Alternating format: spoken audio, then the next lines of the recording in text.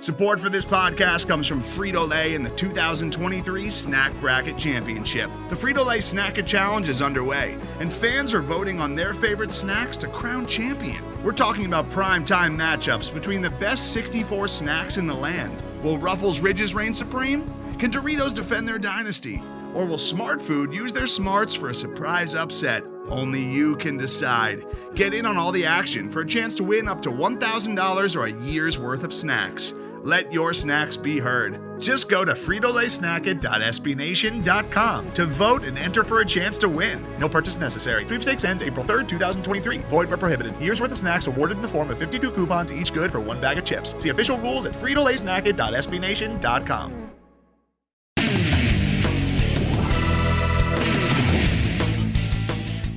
Welcome to the Black and Gold Banneret Podcast. We are Black and Gold Banneret, SB Nation's home for UCF sports. And oh my gosh, it's a bye week and we still have a show. Welcome aboard. My name is Jeff Sharon and I am alongside Brian Murphy and Eric Lopez as usual. Gentlemen, how are things going? Fine, unless you're a baseball fan, in which things are not going well. Yeah, it's not going well. It's a rough night for Game 5s, I'll tell you that. Yes.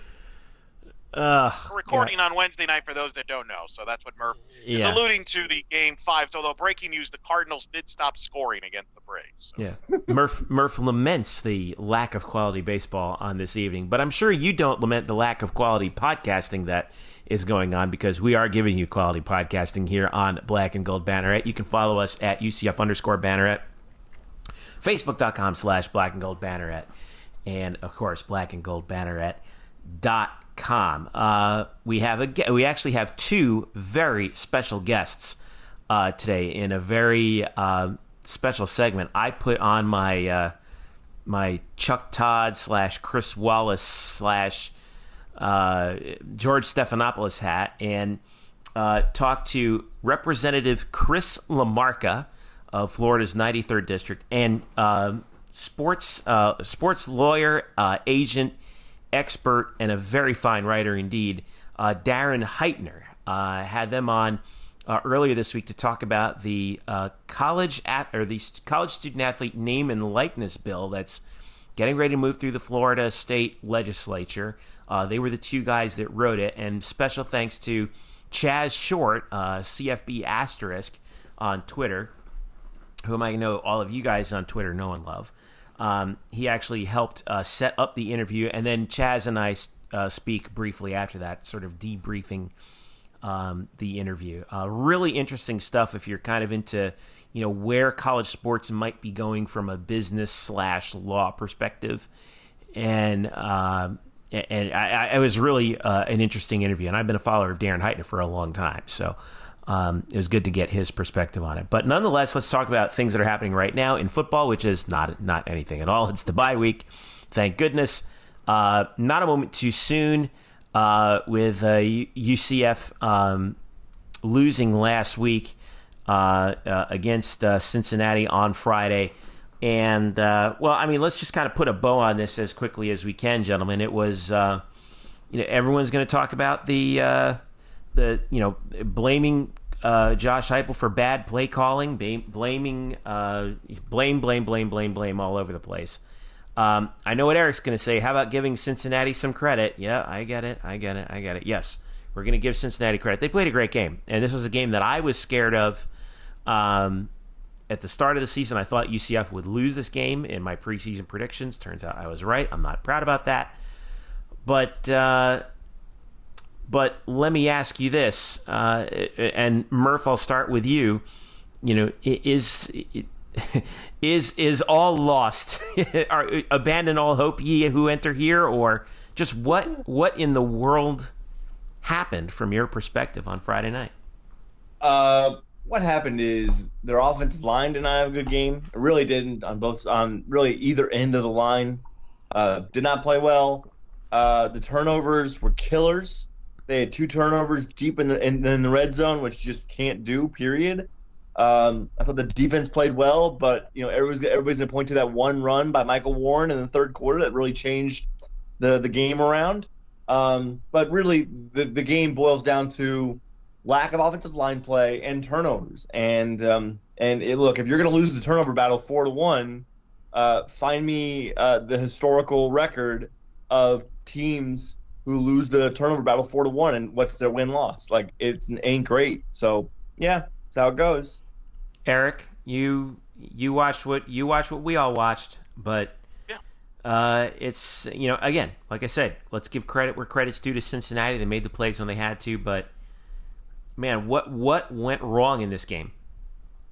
Well, I think Brian nailed every point, and I would add red zone offense versus defense. I think Cincinnati was committed to giving up short yardage. They didn't want to get beat over the top, and they stiffened up when they played defensively. I think they gave them some different looks, especially up front. I don't think UCF saw some of these looks. I thought they were physical with the receivers, especially in the red zone. And let me give you some stats here, and Brian, I want you to check reaction to this. So I kind of did some stuff here afterwards. This is UCF's offense this year in the red zone. Red zone where they have scored touchdowns going into the red zone. They have scored this year just 55% of the time they've been in the red zone. They've scored a touchdown. Compare that to last year where it was 80% of the time they were in the red zone. They scored a touchdown. 2017, they scored 70% of the time a touchdown when they were in the red zone. I'll go even further. Just getting a red zone score, anytime you're in the red zone, you get a touchdown or a field goal. This year, they're at 76%. Sounds good. Last year, they were at 90%. And the 2017, 85%, Murph. They're leaving points. Going to the red zone. They're not executing on that red zone. And as a result, instead of maybe being up 7, 10, 14 points in games, you're trailing and you're leaving points on the field, Murph. What's the cause of that? Well, two of the causes of that were the turnovers. One, in the first quarter where Dylan Gabriel throws a little out to Gabe Davis. Actually, there's a little slant. Gabe slips on the route, unfortunately, allows the corner to jump it. And then the other one, which was the one where I think they were down 27-16 at this point. They were driving for a score, and the little pop pass by Dylan Gabriel over the middle to Jake Hescock, it's a little too far out in front of Hescock. He tips it with his right hand. It goes up off his hand and gets picked off at like the 5-yard line.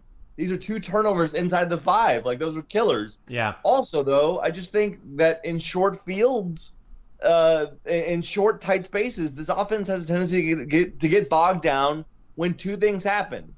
One, they really can't run the ball up the middle. Like, they really had hard times doing that, both against Pittsburgh and Cincinnati. Really difficult running between the tackles. And then they rely so much on slants and screens with their wide receivers in those areas.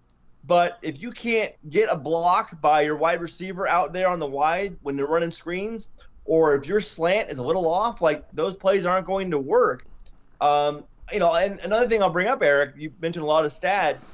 First of all, the 76% success rate is not good. It's tied for 100th in the nation out of 130 teams. They've also kicked as many field goals in the red zone already this year as they did of all of last season. Again, these are they're scoring, but they're leaving better and bigger opportunities out there. I think it comes down to the fact that they can't run efficiently. The turnovers hurt, and their pass plays, those little short pass plays that they used to thrive on, are just not clicking right now. Not to mention the fact that as I pointed out during the game, it seems like when they get inside the 20, that the go in between plays, for some reason they just stop and take up more time. They don't keep the defense on their heels when they get down deep, which is just curious to me. That's when you'd want to keep the defense on their heels, right? I feel like they still run at good pace at all times, and people complain about that. Like, well, again, in the aftermath of this, people complain about everything, but people did complain about, like, why don't they keep it up, or why don't they slow down? Why don't they slow down? Because why are they running so quickly? Like, that's what they do. Like, I heard that a lot about, like, they're running too fast. Like, that's kind of what they are. Like, this is what they do. Like, I'm sorry if you don't like the fact that if the drive is not successful, that the drive is over. Also, I talked about this during the game. We know for the last 2 years that they love to spread the field out horizontally. Like, they push their wideouts to the far reaches of the sidelines. They quite literally spread the field. Oh, they are spread. They are the spreadiest spread who they never spreaded. So when they do that though, and sometimes Dylan can be a little late with his reads on that, or if the throw is just taking a while to get out there, it really telegraphs those throws because the target is so far away from Dylan Gabriel. That ball has traveled a good distance. By the time it gets there, there's already a safety or a linebacker headed that way. And if the receiver next to that guy can't get a block, it's not going to go anywhere. And I think we saw that quite a bit in that Cincinnati game where they tried those wide receiver screens. Teams were ready for it, read it really quickly, had enough time to get over to the sideline because it takes a while for the pass to actually get there. And then either the inside receiver or the outside receiver who's beside the target, if he can't get a block, that thing is going nowhere. Yeah. Well, it's a two. Thank God for the bye week at this point with UCF at 4-2 because it couldn't come, like you said in what you wrote on the story on the site, couldn't come any sooner as far as UCF is concerned. They really needed it to sort of get a grip on the season, at least at this point. Of course, we won't be able to tell whether or not they actually have until they get back out there. But you were at media availability today, Murph. What was the general sense from everyone that you talked to about what they really need to fix, what UCF really wants to fix and get working again moving forward? The things that Heupel keeps bringing up, and he brought it up both in his teleconference on Monday, the conference teleconference on Monday, and then on today when we met with him on today, Wednesday, is the red zone efficiency and the turnovers, things we just talked about. Yeah. And again, how do you stop turnovers? Like, you got to be smarter. Like, guys, how weird was it to see Dylan Gabriel? I do put this on him because he's got the ball in his hands. Dylan Gabriel get a mix-up with the running back at the mesh point of a read option handoff twice. Yeah. They dropped twice on read option handoffs. Like, this is simple, basic stuff. Like, this is like day one installation. Like, this is, and so it was just so weird. And he's just got to do a better job of taking care of the football. Like, the first interception was not his fault. Gabe slipped on the route. The other ones definitely were his fault. He stared down Gabe Davis, and the corner read it easily, jumped in front for a pick six. And the other one was a throw over the middle that was too far, a little too far, and he lobbed it in the air, and it got picked off. Again, you got to be smarter. You got to be just more on point with certain things. And I will say this: you guys talked about it a little bit. Eric, you mentioned it, how Cincinnati threw things at them they had never seen. That is absolutely correct. Now, after the game, Josh Heupel did say that Cincinnati was quote unquote a little structurally different than they had seen on film. However, Adrian Killen said today that they threw some things out there that they had never seen on tape. A lot of what they threw out they had never seen. It was their first look at it. So there you go. Interesting. I'm glad you brought up Adrian Killings, Murph, because I have a question for you about Adrian Killings. And that is, where is he in this offense? Let me give you some stats, Murph, because you and I were thinking the same thing, because I know you asked Josh about it. So Adrian Killings, all right, let me give you some stats here, then you can respond. In 2017, this is receptions and carries, averaged 11 touches a game. That's receptions and carries. I'm not including special teams. He averaged 11 touches for 75 yards in 2017. In 2018, he averaged 12 touches last year, 12.7 for 86 total yards. This year, he's down to 8.5 touches for 56 yards a game. And in the Cincinnati game, he had 2 touches for 19 yards. And in the UCF's 3 losses, by the way, he's averaged 5 touches for 36 yards. Murph, where is he? I don't know. I will give you, and again, Eric, you and me are on the same wavelength here. That's why I asked Josh about it on the teleconference, about why or what he can do to get Adrian Killens and Otis Anderson, because he deserves to be in this conversation too. I got Anderson stats too for you. In fact, I'll read them right quick here, and then you can continue. In 2017, Otis Anderson averaged 7.6 touches for 65 yards. Again, receptions and rushing yard carries. Last year, remember, that was the big – we talked about it a lot last year. He wasn't as involved. He only averaged 5 touches for 39 yards. This year, that's gone back up. He's averaging about 8.5 touches for about 75 yards. but you had 7 touches for 45 yards in the Cincinnati loss. And in the 3 losses, Otis has averaged 6.5 touches for only 41 yards. So basically, they're only getting 77 yards from Otis and Killings in their 3 losses, where they usually give you about $120 to $130, $120 to $140 give and take, Murph. Yeah, and it seems like something so easy to fix, because don't you want to have these guys out wide, in space, in the slot, in open areas? Josh, his answer on Monday when I asked about it was, well, a lot of their running plays sometimes are designed to get them in open spaces, which I will admit, when you look at AK run, that is sometimes correct. They do put him on off-tackle stuff and around the end stuff, but I still, it doesn't make much sense to me why they can't utilize these guys more as wide receivers. Like, this is all they've talked about with Otis Anderson for the last couple of years, is making him more of a wide receiver. We know Adrian Killens has become a better wide receiver the last 2 years, and yet those guys are on average to catch, or on pace to catch a total of 30 passes, which is just, it's unfathomable. Yeah. My only rebuttal to myself on this is that they're leaving those backs in there to block for extra protection. And teams have been blitzing more. Teams have been blitzing more, Murph, because I watched the Cincinnati game again, and even I went back to Pittsburgh. Teams are blitzing more, and I think that's part of the adjustments that teams have made to UCF, Murph, is they're blitzing more, especially against a freshman like Gabriel, and they're trying to take out Killings in particular out of the game, and even Anderson when he's lined up, by making him pass protector. So I do think that's part of it, yes. Yeah. But my thing with that is, yes, I watched the game too, and Cincinnati sent only 4 and 5 guys quite a lot and still got home. Like, they got home with 5 guys, 4 and 5 pretty often. So it wasn't like they were sending the house. Again, that's on the offensive line. But secondly, if you're depending on Adrian Killens to be your third down blocker, I don't think that's a great usage for a guy who's 5'8", 160.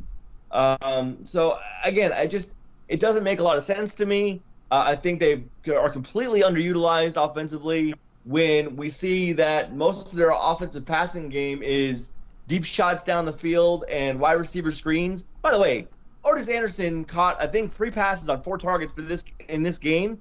All of it came on the first drive. He was invisible after that. Why?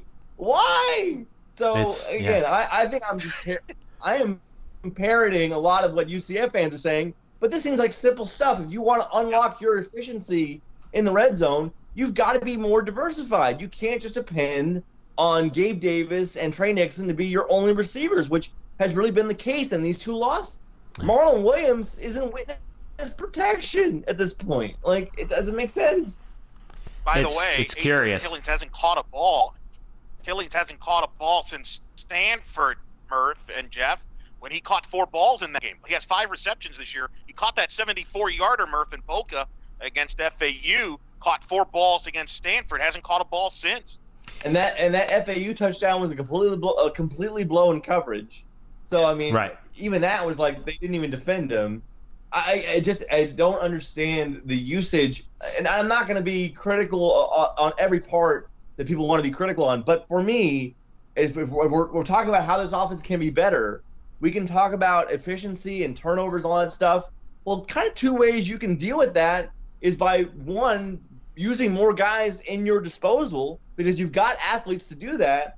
And then just making the defense have to cover more, have to be aware of more players, not being so locked in on 2 or 3, of the same receivers. To be more diversified, and they haven't done that in these losses, and it's dismaying. And you hope that changes going forward, not only in the ECU game, but in games against better competition with good defenses like Temple and Tulane. I got to give credit. Yeah. Go ahead, Eric. By the way, 1 point, too, they make guys miss, and they give you easy first downs. I'm going to give you another last stat I have for you, because I've been doing this since they lost Friday night. I've been obsessed with issues with what's going on here. 3rd down conversions. This year, UCF's converting 3rd downs at 38%. Last year, they were at 50% last year. 2017, I go back because obviously we all know the magical year 2017, 45%. You brought this up earlier, Murph. They're not on the they're not staying on the field as frequently. They're not converting as many third downs. Killings and Anderson aren't getting the opportunities to get you some cheap first downs when they can make a guy miss and things like that. I think it all adds up to some of the issues they've had with the offense. I think it's not necessarily play calling necessarily or the quarterback or this or that, but I think it's a combination of things. And I think we've kind of dissected a few here. And those penalties. And by the way, I'm sorry, Jeff. We can just kick you off the podcast and you out here for like minutes. And a lot of that, though, and this is something different. It comes from the penalties. There were a lot of that against Cincinnati where they had really killer penalties early in drives, first down, and that sets you back. And that makes your third downs, not 3rd and 2s, but 3rd and 7s, and you're just naturally not going to convert as many of those. Yeah. I wanted to give some credit to Anthony Lenahan, who I think brought up something that you were alluding to, Murph, is the fact that the key play that kind of lent you to think, UCF could actually do this correctly was that 2-point conversion where there was a lot of motion on the play, and they were able to get I think it was Killens who caught the pass on the outside, but but that was pretty much it, and that was, and we don't see a lot of motion from this team. We don't see a lot of action one way out or the other, and it was just a head scratcher. As frustrating as the pit loss was because of how that game ended, this game was completely infuriating because it seemed like they were doing the same things over and over again and expecting different results, and they weren't getting it. But I don't want to dwell too much on the negative here, as you guys know. I've said that on the site. I've written on the site how sometimes this offense can look like the definition of insanity. It really can. But real quick, let me play defend here a little bit. How much of this though is on the quarterback? Because isn't he ultimately the guy that decides who gets the football? Is this just a case of a freshman that's not, he's not a junior, he's not a senior, he's not maybe in some places he's just kind of going one read. He's obviously going to Gabe Davis a lot. How much of this is really more of an inexperienced quarterback where who the last couple of years could spread the ball around? Daryl Mack? I agree. Him too. Well, him, but the other guy. Yes, I understand. I'm being facetious. No, I think Dylan is just doing. Again, they are obviously game planning for him strictly, and I think you can see that on the film and when watching the game again. Like, he's just sort of following. There's no improvisation by him. Like, he is doing what they tell him to do to a T. The turnovers that he's committed, a lot of them are inexcusable. Certainly on the Cincinnati game, I've already talked about it. Like, that's on him. But as far as how the play unfolds, it's just more of like him following what he's told to do, and I think he's being pretty tightly kept under wraps. Like, when you look at things and look at how he doesn't really expand the field, he doesn't really read the entire field on a single play. He's got pretty narrow orders, and so he's just sort of following that. You would like to see him have as much touch on those deep throws as he did early in the season, but that didn't happen against Cincinnati. That's something that you like to see get better, but I don't put a lot of this on Dylan Gabriel because I just feel like he's following the game plan, and I think the game plan for him is not as deep or wide as it would be for Mackenzie Milton. All right. Well, you live by the freshman quarterback, and you die by the true freshman quarterback. But I don't want, like I said earlier. Yeah, true. I don't want to dwell too much on what went wrong. What I want to do is, while we have time in this first segment, let's give some quick grades to 4 units so far. Since we're at the halfway point, okay, these are our midterm exams. A through F. We're going to go offense, defense, special teams, and coaching staff. And Murph, I'm going to start with you, and we're going to start with the offense. So, Brian, what's your grade? Just real quick, your grade for the offense and why?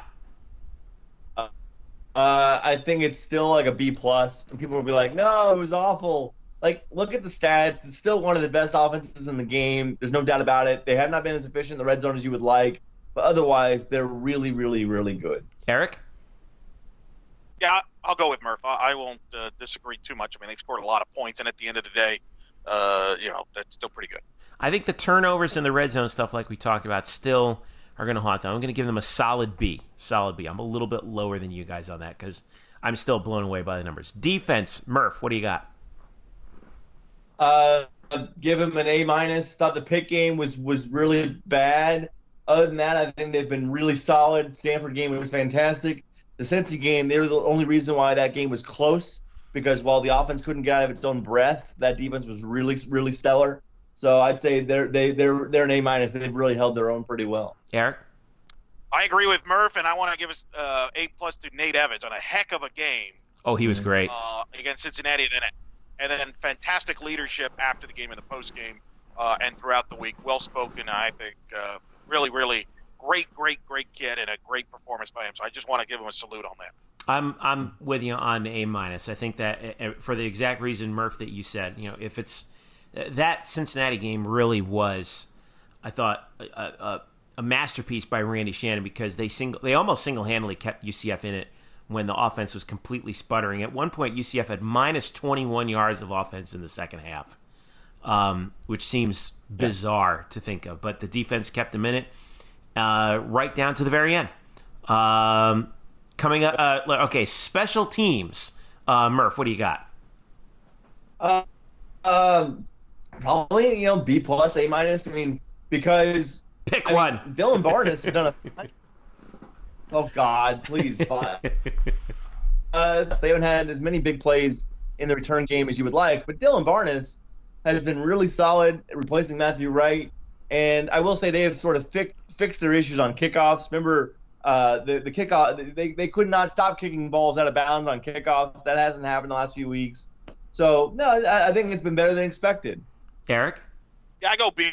I would go B. Same reason Murph said. I'm agreeing 100%. I'm going to go with a B- though, because UCF has been struggling on kick coverage this year on both punts and kickoffs. 104th in punt return defense and 78th in kickoff return defense. And, of course, the blocked kick in the Pitt game I thought was really a backbreaker in that game. So I'm going to go actually probably a C+, because, yes, they filled the holes that they were worried about filling this year, but in terms of overall on-field performance, I think it's got to be a lot better. Last but not least, and I know the fans are going to have a lot of fun with this, coaching staff. Murph. Again, how am I supposed to grade this? Because I can't see it on the field. Like it's their orders carried out by the players. So I'll go, and I guess we're grading both offense and defense, correct? Like it's two different things, right? Okay. Don't you just average it out, basically? I guess some decision there. I'll go like C+. Like it hasn't, like I don't think anything that's been done, certainly offensively, has really been like, wow, that was really inventive. Like that hasn't happened offensively. Defensively, they've been pretty stellar. They've had some communication issues with crossing routes still, which happened again in Cincinnati. But, C+. Okay. Eric? C+ better than a C? Yes. Yes. You go C-, C+. It's a C, but plus. Right. Think of it like it's like a 79, right? Not quite a B. Here's how I would grade. Here. This is the grading system, right? If you're undefeated, you get an A. If you had one loss, it's a B. You get two, it's a C. There you go. Okay. Simple as that. All right. The coaching staff, I would give them at least I'd give them a B-. I think that they would have had an A had this Cincinnati game gone a little bit differently. I really do believe that. In terms of how Josh Heupel has run the offense, when it works, it works. When it doesn't, boy, does it not. And Randy Shannon, I think, has really done a wonderful job. I think that he's really done a fantastic job with his defense in year number 2. I think we don't give him enough credit for that. So there are midseason grades. If you have your own midseason grades, let us know. Black and Gold Banneret. .com, Facebook.com/Black and Gold Banneret, UCF_Banneret on Twitter. All right. We're going to take a quick break. When we get back, we delve into some bye-week content with a little bit of talk around, some sports business and sports law, and a very special interview coming up with Representative Chip LaMarca and Darren Heitner, the co-authors of HB 287, which stands to be Florida's entry into what California already did in allowing college student athletes to make money off of their name and likeness and retain their eligibility in doing so. Lots to talk about with that, and then we will also break that down with Chaz Short, CFB Asterisk on Twitter, when we return. This is the Black and Gold Banneret Podcast. Joining me now here on the Black and Gold Banneret Podcast, two very special guests. Very excited to do this. First of all, representing Florida's 93rd House District, which covers northern coastal Broward County, not far from my old neck of the woods. He's a resident of Lighthouse Point and the author of HB 287, the Student Athlete Achievement Act in the Florida House, Representative Chip LaMarca. Representative, how are you today? Doing great. Good. How are you? Good. Thanks for coming on board. And also Representative LaMarca's co-author of the bill. He is the founder of Heitner Legal, representing numerous athletes whose names you will recognize. He's also a contributor to Forbes and the founder and editor of sports agent blog, Darren Heitner, joining us as well from South Florida. Hey, Darren. Hey, thanks for having me. Thank you so much to you both for coming on to talk about this issue. And it's moving so quickly, and I think that's the thing that's really interesting. But Representative LaMarca, I'll start with you. Give us a quick rundown of what got you on board with this issue and what is contained in this bill.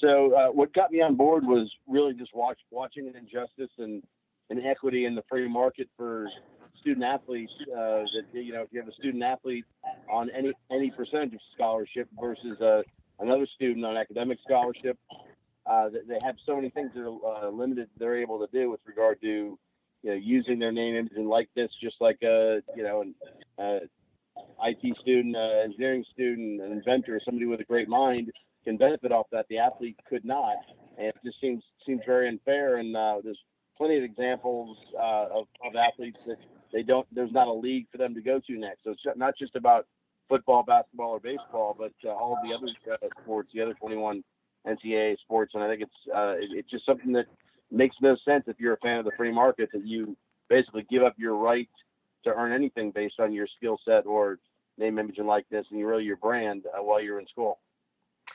Give us a quick rundown of what is really in this bill. What is it trying to do? Okay, so our bill, there's a few things that are different than the other bill that's being put up by the other representative. So our bill, number one, the biggest thing is, so we looked at it. Obviously, we're looking at almost 500,000 student athletes in the U.S., 460,000 playing over 24 sports, and 11,000 of them are in Florida. And as we looked at, you know, what sports are people getting scholarship in, what sports are they not, what are their abilities to do anything outside of playing their sport, or or going to school and doing something else while they're doing that. And really, your UCF kicker Donald Elahay was a great example. You know, here he has this YouTube channel that I can't imagine that these rules when they were created. I know they've tried to modernize along with the time, but I mean, he's doing a YouTube channel and happens to talk a little bit about who he is, which was at the time a football player at the University of Central Florida, and shut him down for having a YouTube channel. And that and some of the other examples just don't make sense to me. I know we have students, for example, at the FAU lab school down here in Boca Raton at FAU Henderson, and they've created and invented things or been published in research journals, and they get to keep those proceeds. They get to keep the invention of an antimicrobial bandage from shark skin. I mean, the university is not taking that, but that student's able to take that and also enjoy those freedoms in school. And then just really looking at the biggest thing, our bill, it would go into effect 3 years before the California bill or the competing bill here in Florida, which would have an effective date of ours would be July 1, 2020, and we would be the first state in the East to implement it. And I think would obviously be the tip of the spear with regard to lawsuits, because I don't think this is going to be something that just becomes law on that. I think the folks that have a big stake in this will definitely be going the legal route to try to stop it. Darren, what got you on board with this? I know you've spent a long time working in sports law and particularly as an agent, but give me your perspective on this.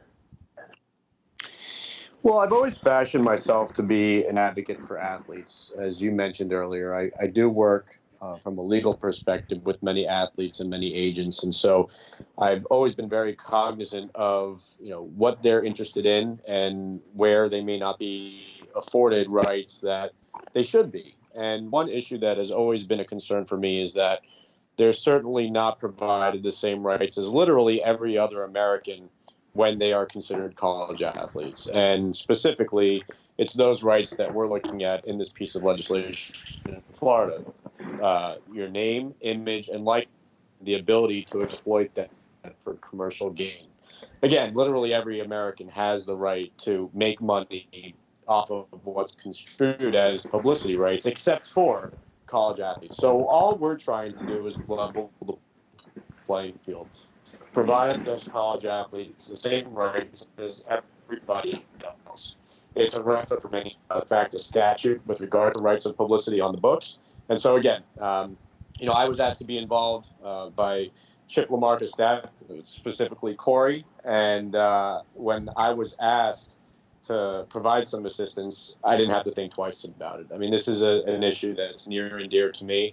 I do think that it's a right that, from a normative standpoint, it's just something that every college athlete should be able to enjoy. And look, not every college athlete will necessarily be able to or want to take advantage of this particular right. The bottom line is it's a right that they should determine on a case-by-case basis whether or not they want to take advantage of it.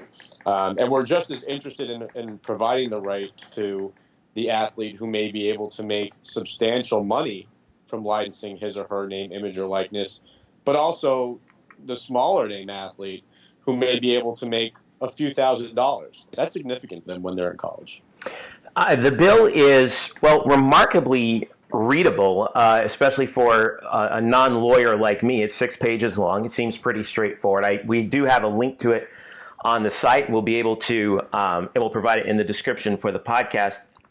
As I was reading through it, Darren, there was one question actually that I had in some of the text that about a student athlete may not enter into a contract providing compensation to the student for use of the student's name, image, or likeness if a provision of such contract is in conflict with a provision of the student's team contract. So I see the words student's contract and then team contract kind of getting thrown around. Can you flesh that out for me a little bit to understand what you mean by a team contract, essentially?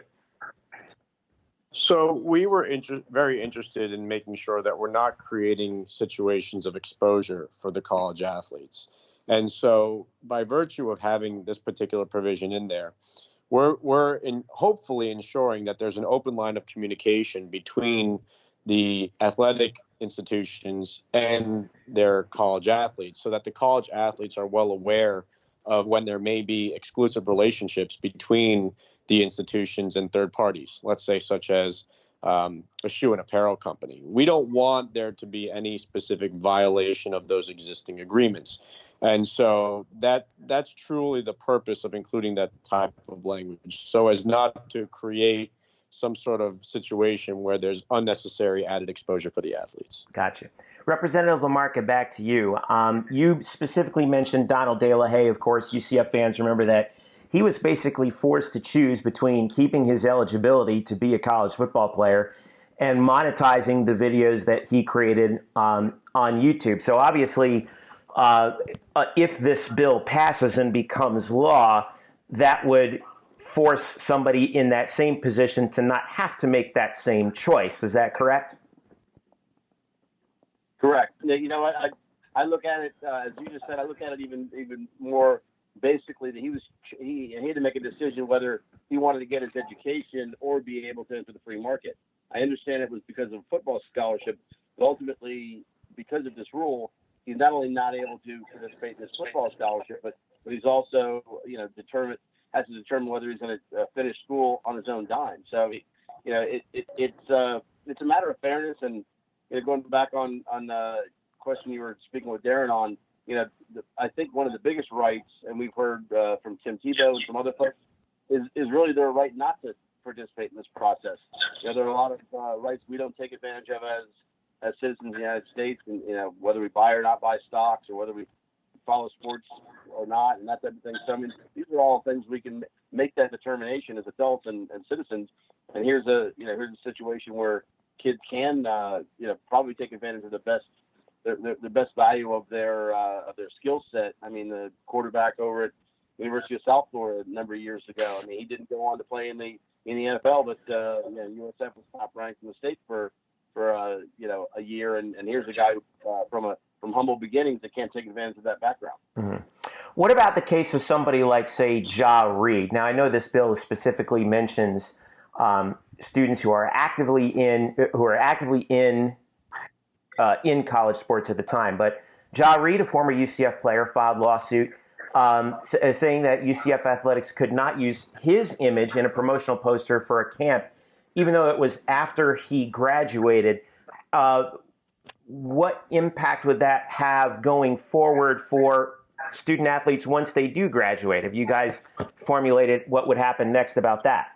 Yeah, so I have to be careful on what I say, because I actually had some communications with Ja Reed, and I almost represented him in that lawsuit. Okay. So I have to be cautious to not provide any particular attorney-client privilege-related information on that. But generally, with regard to your question, and not necessarily about Ja Reed in particular, what we want to make clear is that by way of the 6-page bill that's been offered, there's not an intention to go beyond the reach of what's specifically stated. Mm-hmm. So again, the clear intention is to provide college athletes with the same rights of publicity as everybody else. To the extent that there may be other types of regulations in place by the NCAA or schools, I don't believe that the government seeks to interfere. Okay.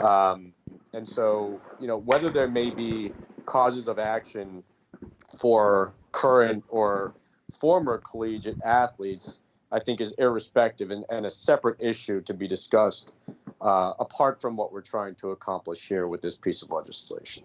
Okay. I'm going to play a little devil's advocate here, guys. So I want to ask you specifically, Representative LaMarca, what about this scenario?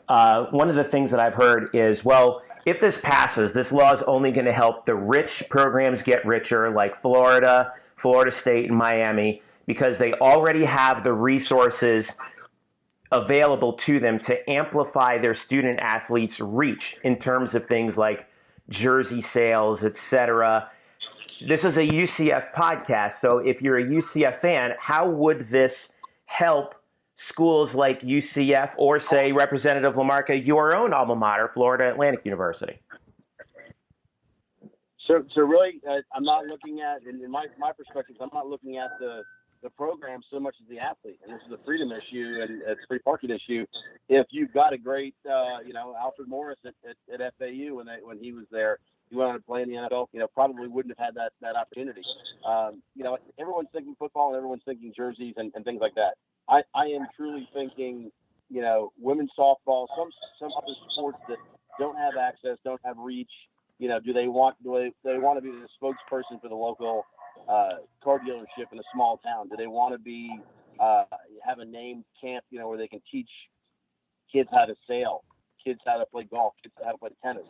They can't do that now and use their name, image, and likeness while they're in the school. I mean, we spoke to a local young lady who finished her 4 years off in school, and she was on the sailing team, and made a decision what she would do after that, whether she was capable of going to the Olympics or doing other things like that. But one of the things she was doing were YouTube videos on how-tos and try to get new students to learn how to do these things, and she couldn't do it while she was in school for the 4 years. So to me, that's just it's a waste of the time that they're there, that they can't be good free market stewards and entrepreneurs like we would. I mean, I use the example of Bill Gates or Michael Dell, and people will say, well, whether they were not on a scholarship and all these things, but it's just a basic right that as you sit there and think of new inventions, new ideas, new things, whether you're talented to be on a YouTube channel and people will watch it and monetize it, or if you just think of the next, it could be a piece of sports equipment while they're actually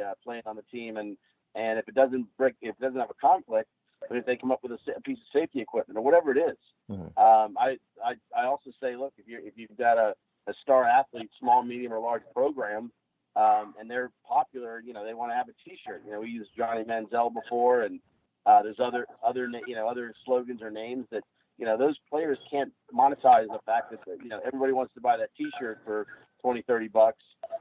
Who gets the money? Either the program or someone else. Right. And unfortunately, that athlete doesn't get to make that. Doesn't get to experience that. And God forbid they don't play a sport that they'll go on and play on Sunday or a different league. That's their only time to use that name, image, and likeness. Darren, let me ask you: do you see this as a first step in a long process, or could this law be the solution to the problem as is? Well, I don't see it as a first step in a long process. I do think with regard to the state of Florida, it is a solution. Absolutely. What I would like to see is either this spur a national movement, with Florida being the first. I realize that California has already passed a bill and it's been signed by the governor. However, the effective date is 2023, whereas in Florida, we're looking to get this effective July 2020. So my hope is that it either spurs some sort of national movement and or causes the NCAA to change its longstanding position of not allowing athletes to exploit their publicity rights.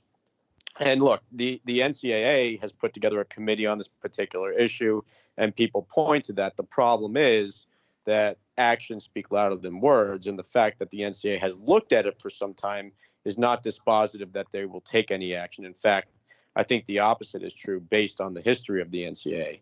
That said, if Florida can be the reason why the NCAA changes its position, fantastic.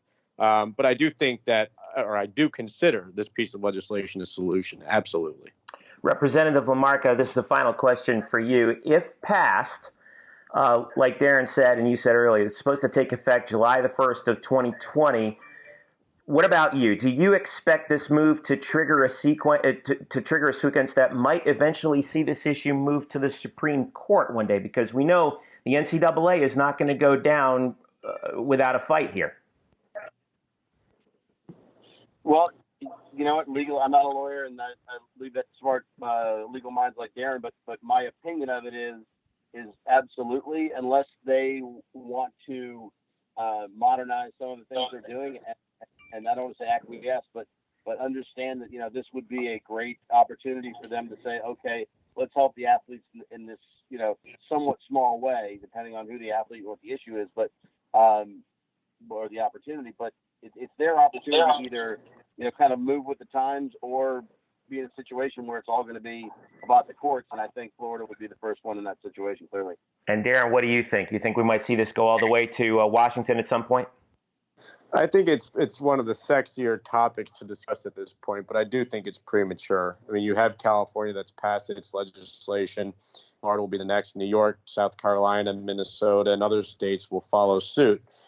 The only reason why I think it ultimately gets to the Supreme Court is if you have split opinions. And let's say the NCAA sues on whatever grounds it decides, and you have one court of appeals rule one way and another rule a different way. But I think if that's the case, it's probably years down the line. And again, hopefully it's something that is resolved on a federal level or by way of the NCAA changing its rules and regulations well before then. Well, this is going to move pretty quickly. We know that if it does get passed, like we said, it is scheduled to take effect July 1st, 2020. A lot of hurdles still to clear, though, but this is going to be a very interesting thing to follow in the Florida legislature. Representative Chip LaMarca from Broward County and Darren Heitner, thank you guys so much for joining us here on the podcast. You can follow Representative Chip LaMarca at Chip LaMarca on Twitter, and you can follow Darren Heitner at Darren Heitner on Twitter as well. That's Heitner. Gentlemen, thank you so much for your time and your insight. Well, best of luck with the legislation. We'll be following it as it goes. Thank you so much. All right. Thanks again to Representative LaMarca and Darren Heitner for their insight. And now we bring in our much fabled Black and Gold Banneret legal analyst, He's certainly much more than that, but I just wanted to get that in there just so it sounded like we knew what we were doing. Chaz Short joins us. You can find him on Twitter at CFB*. On Twitter, CFB* on Twitter, UCF alum, and a good buddy of mine going back to our Burnett Honors College days. Chaz, what's up, man? That's right. It's been a long time, dude. And now we're like, moving and shaking with, people of power. It's kind of bizarre. But so first of all, huge thanks to you because you were able to help me get this interview with Darren and Representative LaMarca set up. And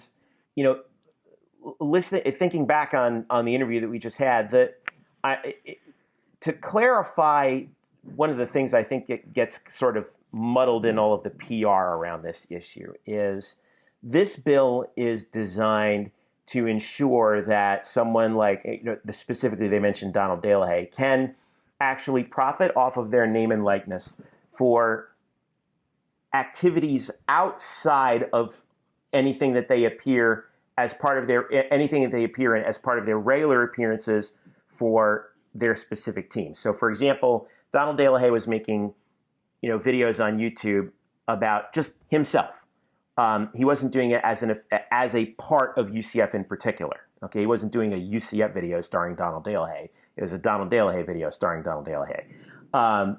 And he could then, based on my reading of this, monetize those videos, and the NCAA, neither the NCAA nor UCF could prevent him from doing that. On the other hand, if you make a team appearance and you appear in an episode of Netflix, you wouldn't be getting cut a check for that, essentially.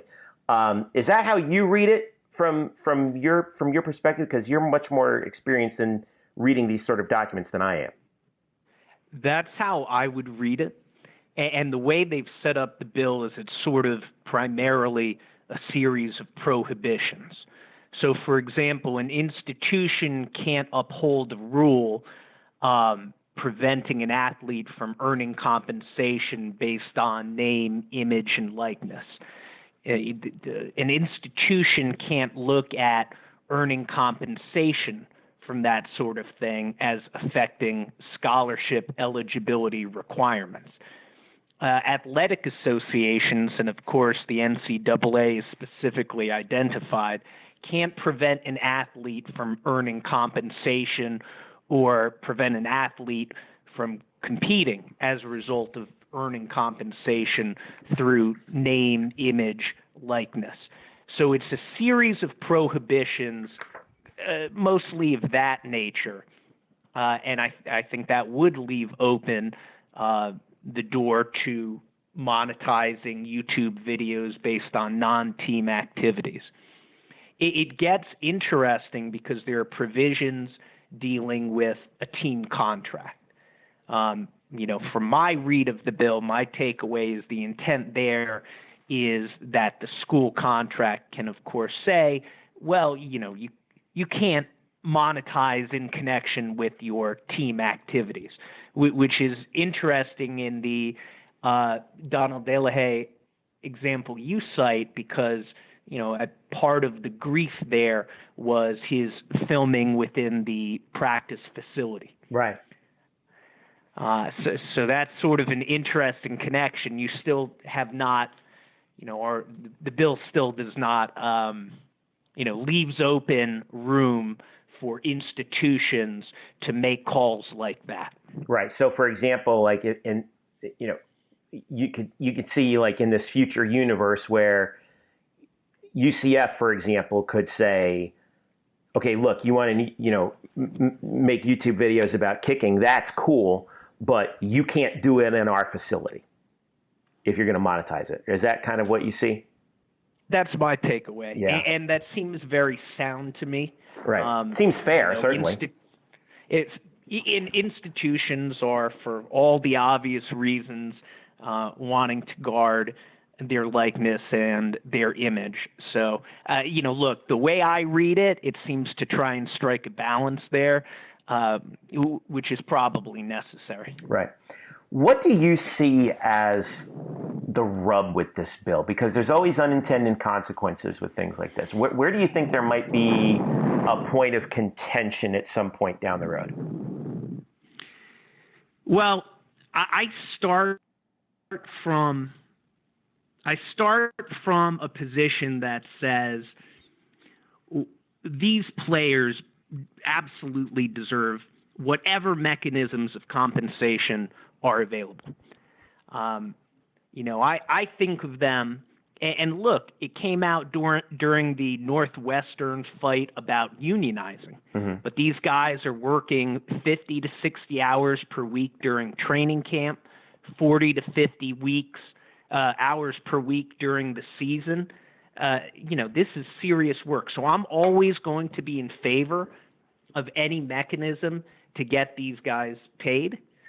And that being said, this is sort of, to me, dipping the toe in the water. Because, for example, Jeff, who does the quarterback who have a great game usually thank in the press conference? He's going to thank, obviously, his teammates and all that, so and his coaches and whatnot. I mean, that's what's going to happen. Right, and so this is a bill which is good, is a good start, and certainly serves to help your high-profile guys. So your Dylan Gabriels of the world. Imagine how much a guy like Shaquem Griffin would have benefited from this. Right. Given his high profile, or Mackenzie Milton. But it's, very individual specific. Certain people are certainly going to have a lot more ability to earn as a result of this. And, what about the O lineman who's maybe, frankly, a lot less visible than someone like the star quarterback? You need all of the players on the team to make this thing work. We see this through the lens of, I think, football and men's basketball the most. But what about athletes in that aren't in those sports? What about somebody like a volleyball player or a track and field runner, for example? I personally see this as that what this really does is help them out the most. And I think Representative LaMarca touched upon that, and I agree with him and Darren on this assessment that they have way more often than not, they have no professional prospects outside once they get done, but they're still subject to the same penalties if they do, at least as of the moment, and this bill seeks to alleviate that. Do you think that we could see a sort of boon for our Olympic sports athletes, as we call them? Maybe, but you have to wonder, the revenue sports like football and to a lesser extent basketball, of course there's a greater opportunity because of the greater exposure of those sports for people to monetize and earn on the basis of their name and likeness. I want to say this, though. I'm not sure I totally agree with the premise. About 1.5% of people go on to play in the NFL, much less have a lasting career there. True. So I'm not so convinced that it's such a better place to be as a football athlete in terms of your future earning potential. Because, look, really so few people will have that professional sports career. Right. Now, the timing of this bill is really interesting. Obviously, they framed it as, we want Florida to be the first, ahead of California. The California bill that was just signed into law by Governor Newsom was slated to take effect in 2023. They're pushing this Florida bill so that it would take effect on July 1st of 2020. That's less than a year away. And that's going to put the legal process into fast forward. Why do you think they moved it so quickly? Because I thought that initially with the California thing, they were trying to give the NCAA ample time to try and update its legislation, whereas the state of Florida seems to be just throwing this thing into hyperdrive. Well, the state of Florida is playing press. Yeah. I mean, it's. Do you see are there any potential pitfalls with that? Do you think?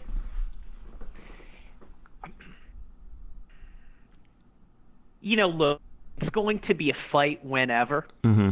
So I like the idea of having fights early, because if something's good, and if we should fight for something, like I think we should all fight for athletes in the sport we enjoy so much getting properly compensated. Let's have the fight now. Why should it wait? Yeah. This is the state of Florida. I mean, I know the NCAA makes an absolutely huge amount of money. But you're a nonprofit organization. This is the state of Florida. And so I think good for the state and good for folks like Representative LaMarca, who want to put the pressure on, because, well, they should. Why should the state of Florida defer to the NCAA? Yeah. And the conferences, too, for that matter, because the conferences specifically are, they're the ones that dole out the money to the institutions through the television contracts in particular. So, that's a good point. I guess the last point I wanted to leave you with here is, where do you see this going? Because California's passed the law. Florida wants to. We don't know whether or not there's any whip counts or anything on this. And obviously there's a Senate version that has to go through that's also sponsored by a member of the Democratic Party. Representative LaMarca is a Republican. There's going to be some, assuming they both pass, there's going to have to be some negotiation before it gets to the governor's desk. Just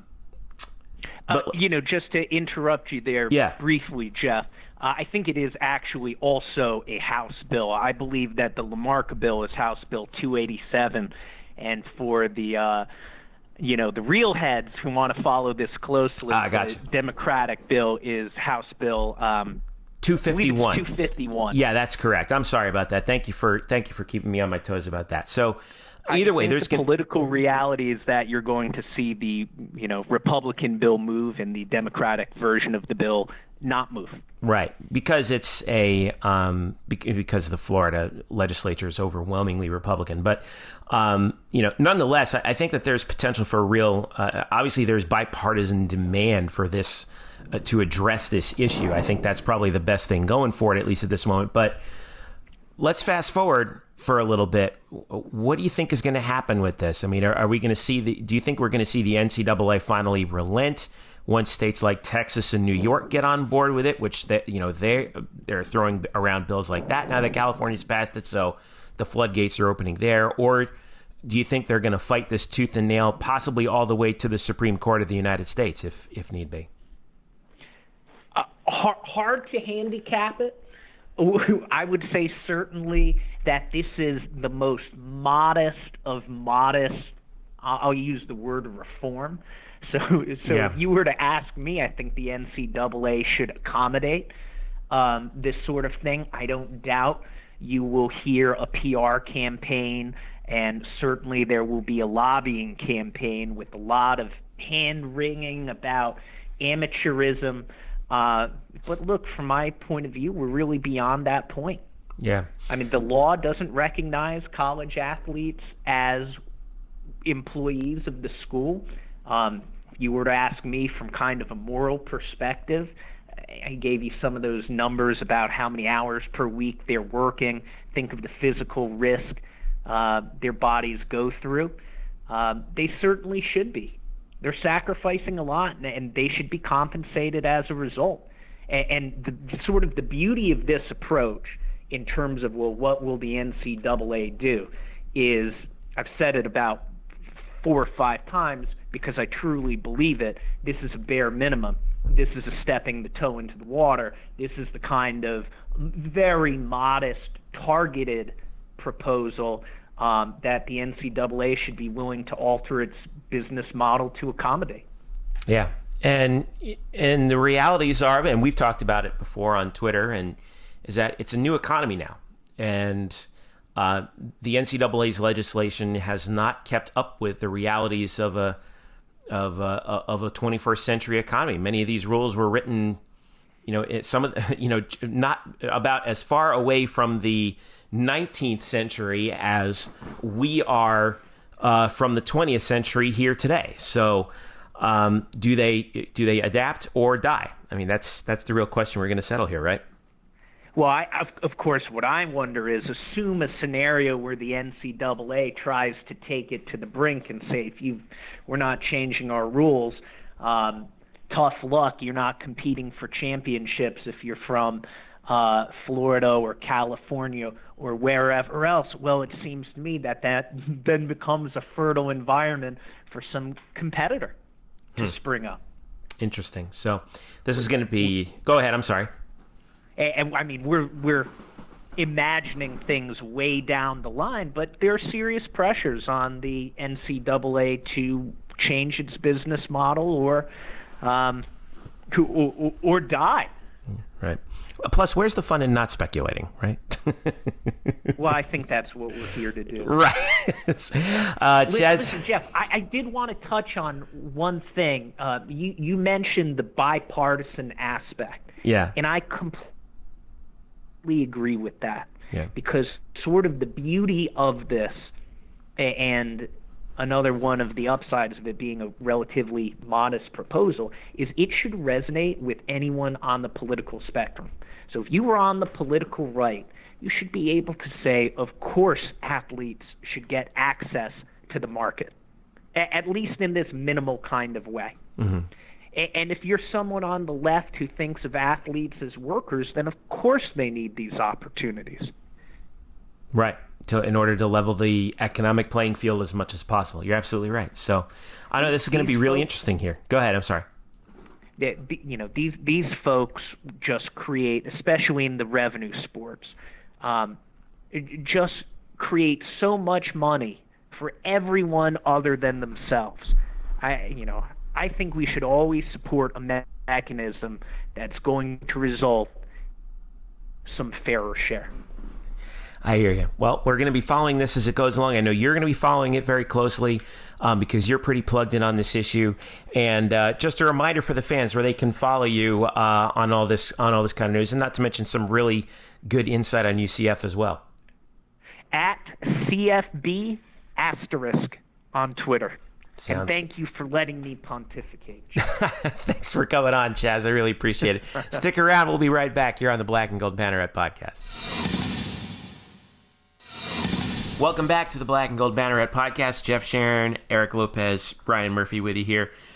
UCF_Banneret on Twitter, Facebook.com/Black and Gold Banneret, and of course, blackandgoldbanneret.com. Before we talk about the weekend in volleyball and soccer, and a busy weekend it was, just real quick, no UCF football this weekend, obviously, because of the bye week, but some pretty good matchups in the American. In Philadelphia, Memphis is playing Temple.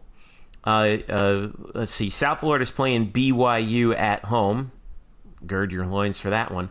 3:30 kick, Houston is at home for Cincinnati. That should be very, not as interesting as we were hoping it would be. At the start of the year. Tulane faces UConn at 3:45, and then 7:30 Navy is at Tulsa. Guys, what do you think?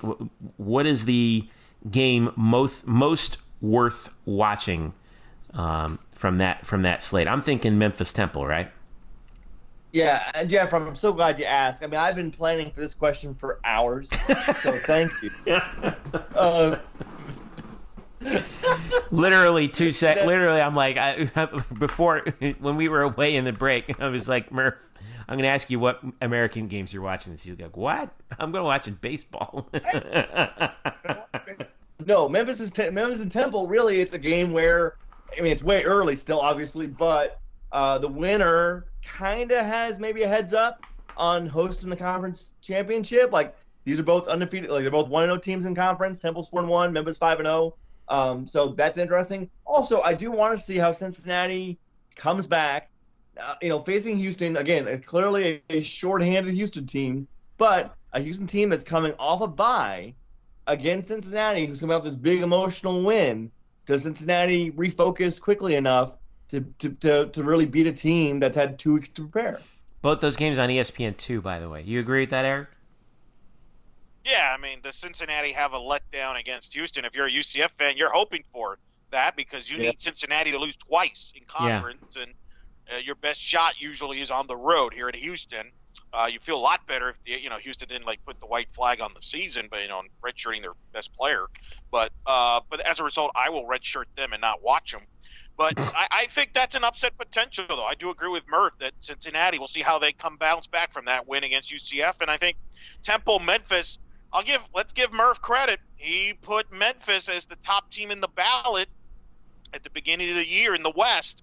And right now, if you look at the American, Memphis and SMU, those are your hopes if you're the American as far as getting that New Year's Six bowl situation there. So much talk about Boise, but I still think Memphis has a shot to jump them if they can go undefeated. And this is a big step. And we're going to learn a lot about Temple. Are they a pretender or a contender in the East? Both those games are on ESPN2, by the way. Memphis Temple at noon and Cincinnati Houston at 3:30, in case you want to keep up on what's going on around the American. All right, let's dive into what is going on with other sports. Big weekend for, actually all the other sports. We'll start with men's soccer. They had a huge game Sunday night against SMU. And a wild game. These two teams have treated us to some real barn burners over the last 3 seasons, and no doubt, no different on Sunday as UCF and SMU fight to a 3-3 draw through 2 overtimes. It was scoreless at halftime, and UCF jumped out 2-0. SMU scored. UCF scored again. Cal Jennings actually had a goal to go up 3-1. But then SMU came back. I think they got a PK in there too, Eric, didn't they? And UCF and SMU ended up fighting to a draw. SMU was 9-0. They were undefeated and untied. And UCF drops their ends their unbeaten untied streak with that 3-3 draw. UCF is 7-1-2 on the season. Gabriel Costa actually got the penalty kick goal for SMU that tied it at 3-3. Shots in this game. You ready for this? 32 for UCF, 25 for SMU. Yep. Unbelievable game. And if you watch that second half, it was a masterpiece of the beautiful game, wasn't it? It was wild. We warned you about it if you heard last week. I told you it was going to be a wild one. SMU, the number 2 offense in college soccer when it comes to goals scored. They're among the top 5 also in shots. And UCF's not too far behind either. So, in fact, I think UCF's also in the top 10 offensively. So it's funny. The first half was probably more of the surprise, being a scoreless first half. Even though both teams are good defensively, it felt like kind of a feeling out process. And then once the first goal got in, you felt like the floodgates open. Wild one. Obviously, from a UCF, part of you is disappointed you couldn't hold on to that 3-1 lead. I think there was an opportunity there where they're up 3-2, where they had a ball into the box, and Jennings I remember they showed Scott Calabrese's reaction. He just couldn't believe how close it was. That could have put him away. Some touchy calls. I thought that the refs went with the home team there, but at the same time, I think it's a good result. I still maintain a good draw on the road, and the pollsters agree because they moved up 2 spots in the United Soccer Coaches poll to number 9 in the country from 11 to 9, and they moved up 6 spots to the top drawer soccer poll. They're number 3 in that poll, so they really impressed people.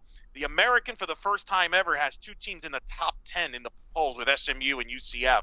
A hell of a match, and as I tweeted out afterwards, I have a feeling they're going to play again. They're probably going to play again in the conference championship. I hope so. I would love to see these for two. The championship. The only question is, right? The only question is, where is it going to take place? That's really the only question. I can't wait to see these 2 teams play again. That was the game was. If you're a fan of just soccer, okay, that game was a joy to watch. Especially in the second half. UCF has Tulsa coming up at home on Saturday at 7. Saturday night. Yep, night game, and I'm trying to pull up the standings. I forgot to pull them up before I did this, but I'll give you, while you look that up, I'll give you a couple of factoids about that Tulsa match. Tulsa, remember, won the first 3 American Conference Tournament championships in the America, 2014 to 16. Right. This has been a traditional good program. 4-5. They've won 10 out of 16 meetings all time with UCF, going back to 2005 when they were in USA. 10-3-3. Tulsa leads the all-time series, so not a cakewalk by any stretch. They're very good. They're kind of in a rebuild, but don't take, be curious how UCF, kind of comes out after that emotional match with SMU. Plus, Cal Jennings, you mentioned he scored his 10th goal in that SMU match. He's got 39 goals now in his career. That's tied for 4th all time in UCF soccer history. He's tied with Ronnie Francis, who played at UCF from 80 to 83. The next goal puts Cal Jennings into that 40-goal mark. There's been 4 players in the history of the program that have had 40 or more goals. Ari Nurmi, who played from 96 to 99, had 47 goals. Randy DeShield had 56 from 76 to 79. And then, I don't know how this happened, but Heikki Ritkoven had 88 goals from 96 to 99. It's like the Wayne Gretzky of UCF soccer. Yeah, that's the unreachable star, man. I don't know how that happened, but Cal Jennings has a chance for the milestone with his next goal to reach that 40-goal plateau. I mean, think about it. Those guys I mentioned played in the late 90s, 70s, and 80s. We haven't seen anybody really in the last 20 years be this prolific of a goal scorer like we have with Cal Jennings. Tulsa, by the way, 0-1 in the league, 4-5 overall. UCF and SMU are tied for second. Memphis is first in the American at 2-0 in the league, 8-2 overall. Controversial, by the way. Is that so? Controversial.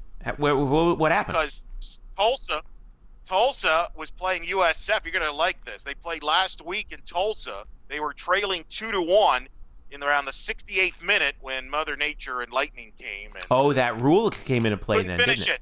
Uh-huh.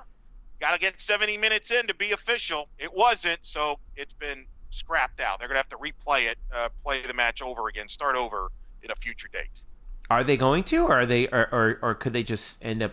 They canceling? said they will try to. Now, we haven't heard anything, but they said they were going to try to because it is a conference game and it could be meaningful. So, but I haven't heard anything more. That's what they said last week. Interesting. So, UCF and Tulsa face each other on Saturday at 7. Women's soccer. By the way, and you mentioned the rankings for men's soccer. Women's soccer is moving on up. They are finally in the United Soccer Coaches poll, coming in at number 23 on the season. This past weekend, UCF women's soccer, by the way, they're 8-2-2 overall. This past weekend, they defeated number 22 SMU 2-1, and then followed that up. That was in Dallas, and then went to Houston and beat them 3-0. So a clean sweep on the weekend for UCF women's soccer before they come home, and they now only have 5 games left in the season. Temple, UConn at home this coming weekend, followed by at ECU, at Cincinnati on the road, and then home on Halloween night for South Florida. So they're coming down the stretch at a furious pace. And Eric Lopez, the RPI is out for women's soccer. And how about UCF at this point? Actually, I got to find them. I thought I had them pulled up. Well, they moved 67th. from 91 to 67. Yeah, and that 67. was because of that SMU win. SMU was a top 50 team. That was a huge, huge win. They moved from 91 to 67. And that's really what you have to pay schedule attention to strength with the way that the tournament shakes out and all that. You know, the RPI is what you want to look at. I know everyone loves to talk about the coaches poll, but pay attention to the RPI. It is fascinating though, because you got UCF's ranked 23rd in the polls, and yet 67 in the RPI. Memphis is ranked 8th in the country. There was a UCF lost them there 1-0. Their RPI is 27. So it's very interesting how the differences of opinion there. UCF schedule strength moved up to 169. That SMU match is big.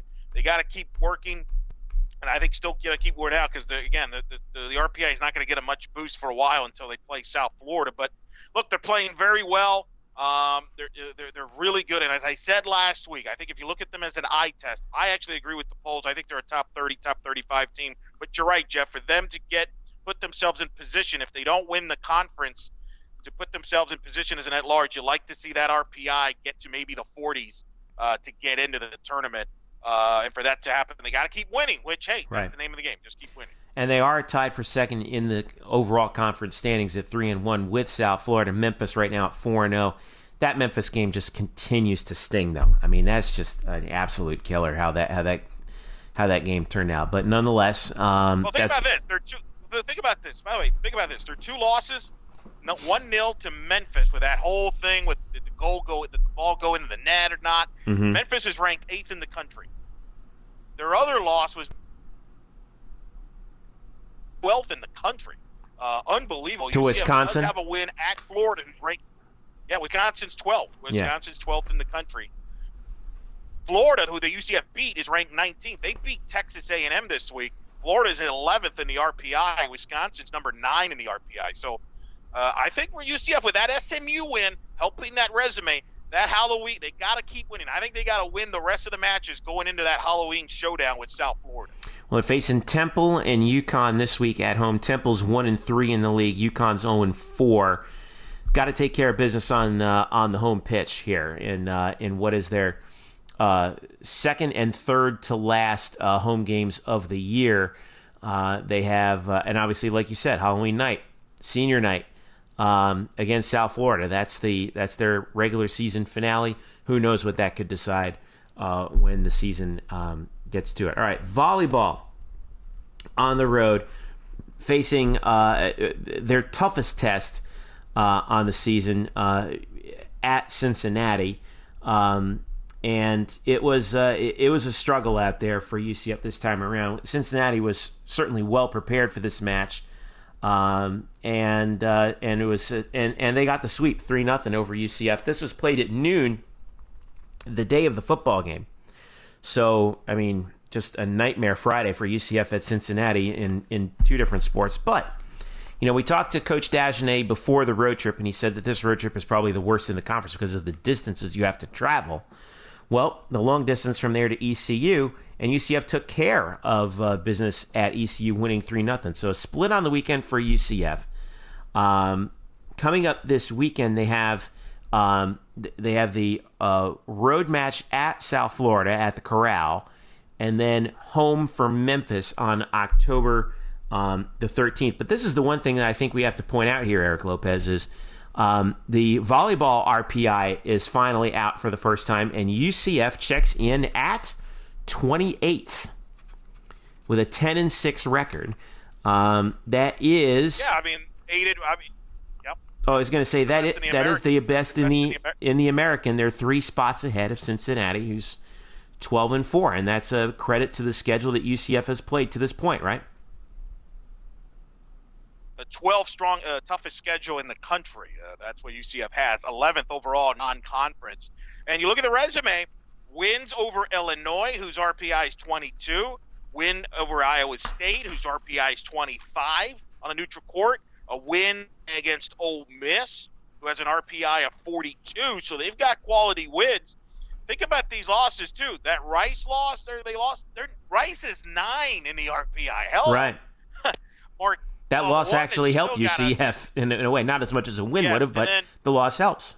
Think about this. Marquette, you still got to be just driving yourself nuts. They were 1.1 swing away from knocking off Marquette on the neutral court. Marquette's RPI is 12 overall. Losses to Florida Gulf Coast, 44, Miami 49, Cincinnati 31. So, they've got a great schedule, and they've put themselves in position to be a team that can make the tournament. However, I'm going to caution you here, Jeff. Mm-hmm. Can't trip up. And you can't trip up this weekend because you're going to South Florida, whose RPI is 174. And then the home match against Memphis. Memphis, even though has a good win-loss record, you know what their RPI is? It's not very good. I know that. I can't even find him here. 223. Ugh. 223. And they're 0-4 in the league too, Memphis is. So. Yeah, so you have to you cannot sleepwalk here because you lose a match like that, and that RPI will not be very favorable. It'll drop you some spots. So, we'll see how they play. I want to ask you a real question here because you obviously follow this, and they mentioned this on the digital network broadcast during the Cincinnati match. And you mentioned the Cincinnati match, really misleading. UCF had multiple set points in the second set, didn't close the door, and I kind of felt they were deflated a little bit. in that third set, Jeffrey. I don't know if you felt the same way. From that point on, it should have been a 1-1 set instead of. But talked about UCF has with the serve. They're near the bottom in the league in serving, and I even looked it up. They almost have as many errors. I think they have about 106 something errors this year, and 30 all of last year or something like that. Is that a concern? Is that part of perhaps one of the reasons why they haven't been able to close out sets like maybe you would like, because they've not been that consistent with the serve this year? Well, the serve, to their, at least from what I've been able to see, their serve game has not, and Coach Dagenet and Coach Mao are probably going to correct me on this when I see them next time, but the serve game has not come back to bite them late in sets, I don't believe. What has occasionally is serve receive, and I think that's one that that Todd has harped on quite a bit with this team, is like we have to be able to get our offense going and stay in system off of receiving the serve. And so far they've been pretty good at doing that. That's not to say that they haven't left some points on the board though throughout the course of the season. And that's something that I know that they definitely do want to work on, and certainly they spent some time working on it this week as we head into this weekend. It's interesting because UCF does not, their service game is not as aggressive as other schools that you see. For example, you don't see anyone on UCF doing the jump serve, which is high power serve to try and get things going, because UCF's service game is all about location, and how can we get teams out of system right off the bat. And so to see UCF have some struggles in that arena seems very uncharacteristic, but there's still plenty of time to alleviate that and correct it as we continue down the road in the conference season. And this is a weekend, like you said, that they need to do. Yeah, this is something that this weekend is a good chance for them to actually fix. I agree, and again, I only bring it up because that could make the difference, right? In a close set, you lose a couple points early because you don't, win some easy points sometimes too. If you get a strong serve, and but that's you always nitpick stuff. Well, you lose tight set. That's the hard part about it, is like when you commit a service error, is you're just leaving the points on the board. You're not even making the other team touch the ball. That's the part that hurts, I think, the most. And it's something that they're going to have to fix going forward. I got the stat, by the way, 136 service errors. You can explain this. You're more the volleyball. Service SE, the service error. Service errors, compared to 110 service assists, I think. Is that what it is? SA, right. There, service assists. And then this year they're at 112. Or service aces, rather. Service aces, that's what it is. But it's something that they're going to have to work on. Again, and this weekend coming up is actually the perfect weekend to do that against competition that's still in conference, but it's Memphis is struggling and USF struggling. So how do you work on those things moving forward? I think that's what they have to fix. Finishing off, a little bit of pro news, and Murph, I want to bring you in for this. Murph, you still there? Yes. It's watching the baseball Murph game. was just happy. Still watching baseball there. Yeah. Hey, how about Tacko Fall? How about Tacko Fall in his preseason debut with the Boston Celtics the other night against the Charlotte Hornets? First of all, got a rousing ovation in the Garden. He was he came in the fourth quarter, but you could tell he's the big fan favorite here, right?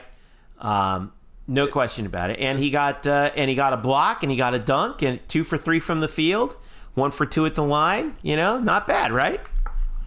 The summer league love has not died down at all. He is going to be a cult fan favorite for however long he's there, and he will be in Orlando on Friday night, because the Celtics are playing the Magic at Amway, and I will be there.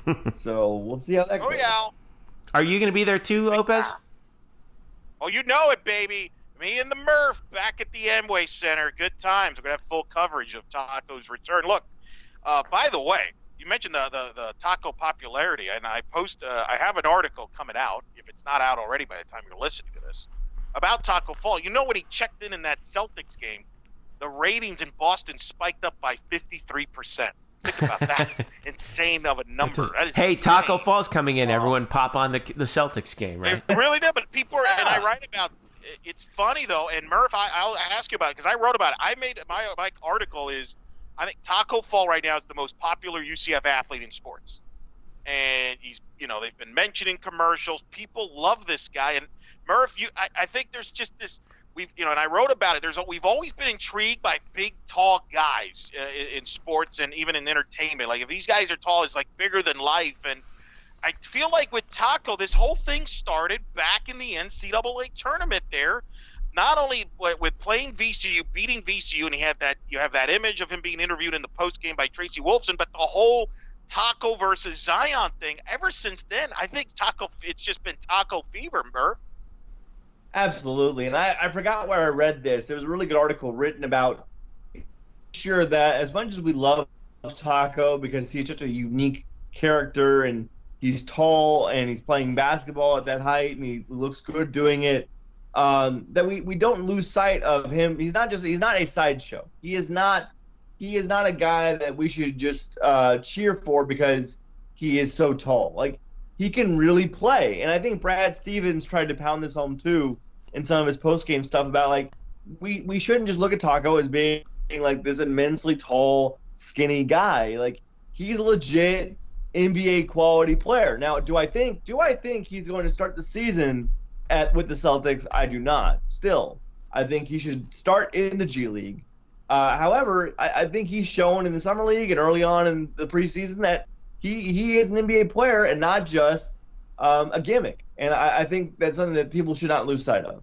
Yeah. I agree with Murph, by the way. I agree. I mean, I've talked to and I've read people at Boston they actually think he's got a shot to make the 15-man roster. That's not a foregone conclusion. Now, there's an interesting debate is, do you send him to the G League to get some reps in and play, or do you keep him on your roster that way and be in practice and things like that? That's going to be one of the things I think we're going to be talking to a lot of Boston media Friday night at the Amway Center and try to get a temperature on that, and we'll kind of have a response to that next week. But he's got a shot, and I was one that didn't think he would have a shot, but he is definitely impressed. And the good thing about it, and I think we mentioned this during Summer League, the Celtics are lacking bigs. That's not a bad team to be in if you're a big guy, a tall guy at center. They don't have a ton of centers. Al Horford was playing the majority of the time at center last year. He's now with the Sixers. So I think he's got a shot. We're going to learn more on Friday night in person when we talk to people there. And obviously, I would assume he'll get some time there at the Amway Center. I just love the fact that, here's Tacko Fall now firmly establishing himself as maybe the most beloved player, certainly on the Celtics, but maybe the most beloved player quite possibly in the league in terms of just how he's handled himself and how the fans, they gravitate towards him. Now, I am not a Celtics fan. I despise the Celtics, and I can't believe I'm going to have to root for them now because of Tacko Fall, but if there is a fan base that understands that, it's the Boston Celtics fan base and how passionate they are about the Celtics and how much he can mean for them. So, again, this is good. Everything about this is fun to watch, and I hope he does get on that 15-man roster and we see him in the regular season. All right, let's wrap this thing up. It's bye week. It's kind of it's a little slow around here. I'm not gonna lie, but we'll start with you, Brian. What do you have coming up this week? I love the checklist this week was great. You've been doing a bunch of breakdowns for UCF football and trying to tell everybody, listen, everyone calm down, but here's what's really wrong. And so what else do you have coming up? Well, thank you, Jeff, for the compliments, and I'm glad you've enjoyed those pieces. If you want more of those pieces, you'll have to wait, because I got nothing. Well, at least you're honest. What a promo. That's That was right up there with Macho Man Randy Savage, man. It's yeah, right. That was hell in the cell main event quality there, Murph. Can you imagine? Eric, that's too low. Could you imagine stepping up to the mic with Mean? Below the belt there. Could you imagine stepping up to the mic with Mean Gene Okerlund and being like, Gene, I got nothing today. I'm out. See, Jeff. I know Jeff didn't get it, but Eric really insulted me right there. It was an awful pay-per-view. Yeah, it was an awful pay-per-view. They basically got booed out of the arena. Seth Rollins probably is jealous of Tacko Fall, wishes he had the cheers that Tacko Falls had in Boston, because he did not have any cheering in his match against the Fiend, Bray Wyatt, which is a good, because Mr. Murphy will be at the Amway Center. He has announced that. That's a big deal. Brian Murphy at the NBA Celtics. Yeah, I'm glad. That's why I'm here. I'm trying to remind you where you're going to be, because you're going to be with me at the Amway Center. There is coffee. Actually, I'm not. Let me take that back. It's good to know. I don't know if there is. It could go either way. If there's coffee on there. Yeah. Celtics Magic. Me and Murph will be at the Amway Center. We'll have coverage of Tacko Fall return to Orlando Friday night. Yes. Friday night. So Murph might write something about that. I might write. I can almost guarantee I'll write something about that. So that is actually coming. There might be some football content. It depends on what strikes me, either tomorrow during availability or just on a whim, like on a Saturday when I'm not doing anything for once, possibly.